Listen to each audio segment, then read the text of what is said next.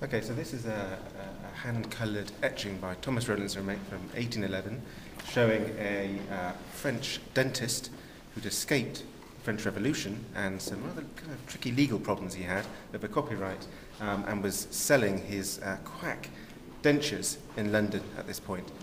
Rowlandson trained as an artist at the Royal Academy, and he's an extremely kind of refined and sophisticated draftsman in the early part of his career. But in the latter part of his career, he'd fallen on hard times, he was having to scratch together a living, and he was making prints like this for a publisher called Tate, which were really kind of aimed at the lowest common denominator. These were really gross, brightly coloured, loud, garish, slightly unpleasant images.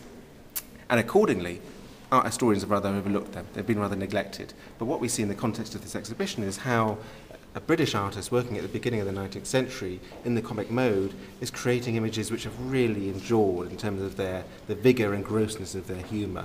And this is an aspect of British art history and an aspect of the story of British art which has perhaps been rather neglected. And I guess the show as a whole is really aimed at recovering some sense of the broader story of British art, so that Thomas Rowlandson, this great draftsman working in the 18th, 19th century, is remembered not just for the refined works of the early part of his career, but also these rather loud and gross images that he's producing at the end of his life.